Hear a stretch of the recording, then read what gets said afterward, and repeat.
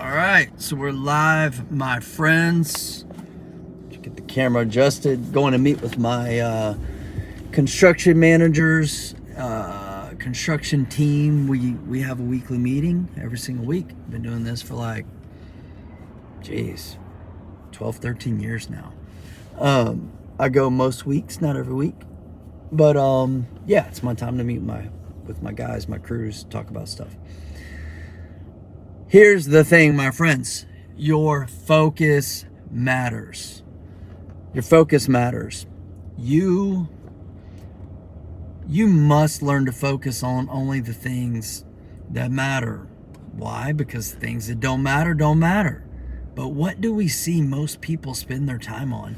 Chasing squirrels. Choo, choo, choo, choo. This, that, and the other thing. I see it all the time in the real estate world. Investors are at this boot camp, that boot camp. They're gonna go flip houses. Now they're doing Airbnb, and then they're gonna wholesale and do multifamily, all this kind of stuff.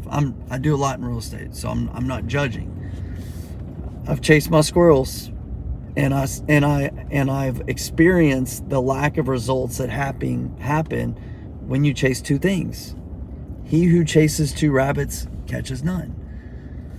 So if you want to catch two rabbits, the way you catch two rabbits is put all of your focus on first catching one rabbit. And that was, my real estate story. For the first 2.5 years, all I did was focus on single family rentals. That was it. I put my blinders on. And I knew, going into real estate, I knew I had ADD. You guys who watch my videos probably see some of that. I knew I had ADD. Oh, here's this, here's that. And there's something fun about chasing squirrels and sending your focus off into these different directions. The truth of the matter is because it's easy. It's lazy. Okay? So for my first 2.5 years when I came into real estate, I knew, dude, Brent, you got to put your fucking blinders on, man, because you're all over the place at times. So I just made up my mind. This dude's right in front of me here. I made up my mind that, all right, I'm just going to put my head down and do this single family rental investing and strategy that I was taught. And that's it. I'm going to do it until I can master it, or get really freaking good at it and determine if that's one I want to keep doing or not. And that's what I did. So I didn't start flipping consistently flip until I had about 25 rentals. And I was like, all right, I get this. Don't like it a lot. All the tenant and all that kind of stuff. But it works, and I'm going to do it. Now I can stack onto it. I caught my first rabbit.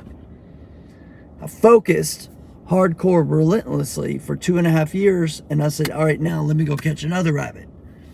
Caught that rabbit, right? Put that tool in my tool belt. Then I went and found another rabbit, right? Owner finance. And then a few years later, I'm like, mobile home parks, okay? Also chased the rabbit of how to raise money during that period of time when I started flipping houses. But the point is this, is you spend so much time worrying and focusing on things that are distant down the road that will probably never even come into fruition. There's a quote by Mark Twain. He says something along the lines, and I butcher quotes all the time, but he says something along the lines that, I've suffered many years in life over things, many of which never happened, something like that. The point is, you spend time focusing and likely worrying. When I say focus, you're probably worrying or just wasting time about shit that's over here and shit that's over there, rather than what's right in front of you. The obstacle and the challenges right in front of you are where your focus needs to be. And if you would just learn and realize that you can only control what you can control. So if you focus your time, energy, effort, and resources on what you can control, things in your life, things in your business, things in your health, things in your relationships, things within inside of you, that you will go far, my friends. You will go very, very far by focusing on what you can control. If you choose to focus on other things, you can do that. You just won't go very far.